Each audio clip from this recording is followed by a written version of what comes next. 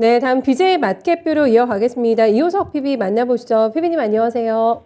네, 안녕하십니까. 이호석입니다. 네, 오늘도 시장은 뭐 두더지 잡기 게임인 것 같습니다. 전쟁과 관련해서 오늘 누가 히어로가 될 것인가를 찾고 있는데 단연 주인공은 지금 니켈 관련된 뭐 철강석 관련된 쪽이 되지 않을까 싶은데 STX가 16% 급등해서 봤더니 니켈 광산 지분을 세계 3대 광산 지분을 보유하고 있다는 뉴스가 나오고 있고 니켈 선물 ETN이 상한가 되는데 고버스 상품은 거래 정지에 들어갔습니다.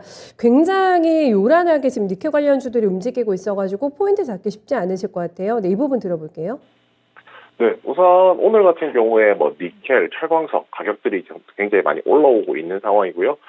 이 메커니즘에 대해서 간단하게 설명을 드리자면 그 철광석 가격이 만약에 올라간다라고 하면 이건 철강을 만드는 원재료 가격이잖아요. 그럼 원가가 당연히 올라가야 될 것이고 원가가 올라간 만큼 판매 가격도 올려야 되는데 보통 일반적으로 판매 가격을 올리는 것이 원재료 가격 상승분만큼 올리는 것이 아니라 판매 가격을 더 많이 올리기 때문에 철강주들 같은 경우에 더 좋아진다는 겁니다. 철강주가 작년 하반기부터 해서는 아무래도 수요가 많이 줄어든다든지 뭐 이런 부분에 대한 이야기가 많았다면 오히려 올해 들어서부터는 그 수요가 많이 늘어나고 있다는 것, 수요 개선이 되고 있다는 점, 그리고 최근에 이제 그 원재료 가격 상승에 따라서 가격 판가 인상이 된다는 점, 이 부분들이 시장에서 조금 더 관심을 받게 되는 것 같고요. 뭐 현대 BNG 스틸을 대표적으로 해서 뭐 철강주들 같은 경우에 시세가 지금 아침에 대비했을 때는 조금 줄어들긴 했지만 시세가 뭐 충분히 나오고 있는 상황이고요. 그래서 뭐 이러한 시세 연속성들에 대해서 조금 고민해 볼 필요가 있다고 생각합니다.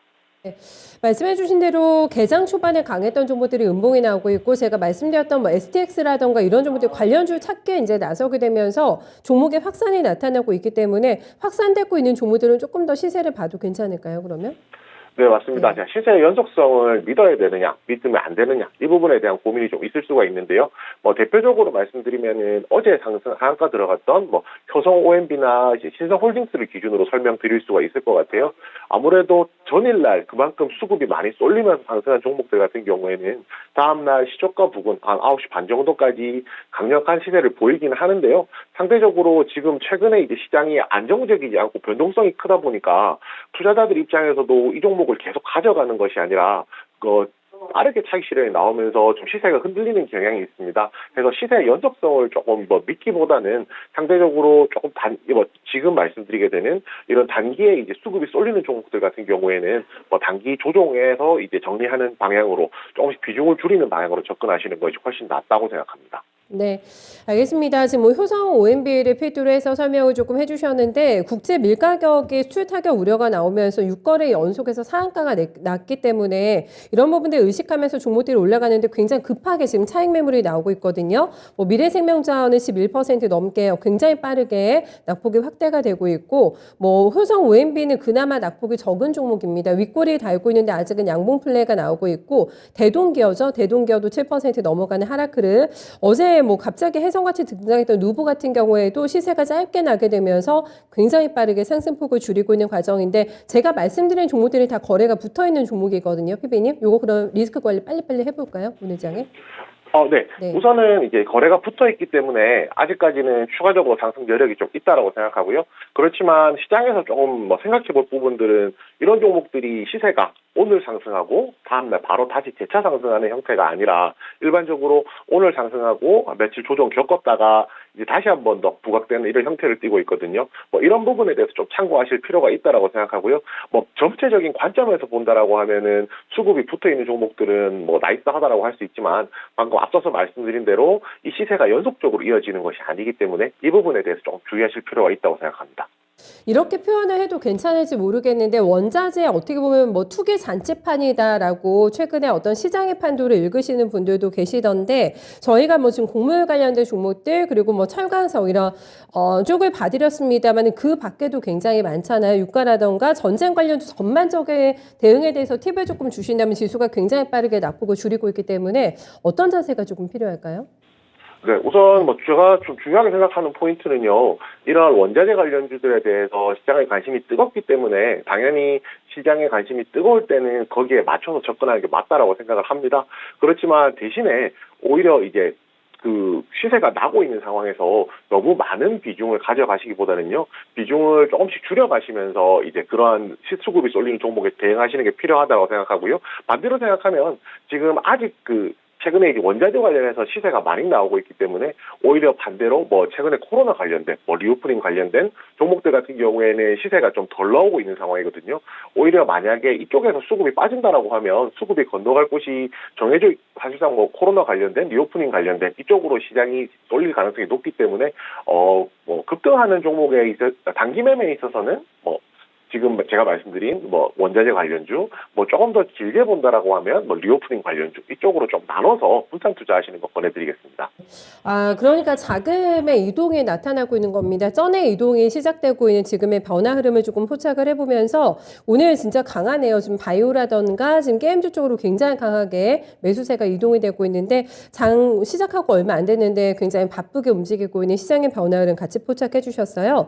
다음도 궁금한 게 저희가 이제 대선을 앞두고 있기 때문에 이벤트를 활용할 수 있는 전략도 궁금하실 것 같은데 이것뿐만 아니라 지금 유가가 워낙에 강하게 올라가고 있어가지고 신재생 에너지에 대한 어떤 부각도가 더 나올 거라는 기대감이 많은 상황인데 많지 않습니까? 수소, 풍력, 태양광 좀 나눠서 다 볼 수가 있겠는데 신재생 에너지도 역시나 낙폭과대 이후에 좀 반등을 기대할 수가 있을지 어떤 시각이세요? 네, 그렇습니다. 신재생 에너지에 대한 관심은 계속 유지를 하는 것이 맞다라고 생각합니다.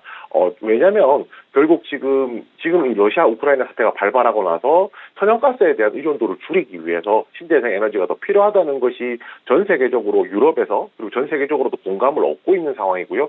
여기서 추가적으로 생각해 보자면 이런 움직임이 처음 시작된 것이 아니고 이 사태가 아니더라도 이미 이제 시작되어 있던 움직임이라는 거죠. 그렇게 본다면 여기서 한 가지 좀 더 말씀드릴 것이 있는데요. 만약에 LNG 선박을 조선주하고 신재생 에너지 관련주를 같이 엮어볼 수 있을 것 같아요. 아무래도 LNG 선을 이제 파이프를 통해서 하는 것이 아니라 LNG 선박을 발주를 받아서 운용하는 것이 나을지 아니면 신재생 에너지를 투자하는 것이 나을지라고 했을 때 둘 다 마찬가지겠지만 상대적으로 좀 명확한 포인트는 LNG가 좀 더 명확하다고 생각하고요. 신재생 에너지 같은 경우에는 오히려 명확하다기보다는 미래의 성장성 이런 거를 조금 포인트를 놓고 봐야 될 것 같거든요. 그렇기 때문에 신재생 에너지에 접근하시는 분들은 단기적인 매매에 의해서 접근하시는 것이 아니라 오히려 좀 긴 관점에서 접근하신다면 충분히 이제 수익 거둘 수 있는 그리고 바닥권에 있기 때문에 그런 메리트가 있다고 생각합니다. 컨셉이 명확해야 되네요. 굉장히 길게 갈 수 있는 쪽만 신재생 에너지를 택해보자라고 얘기해 주셨습니다. 마켓피 포인트 어떻게 남기시겠어요?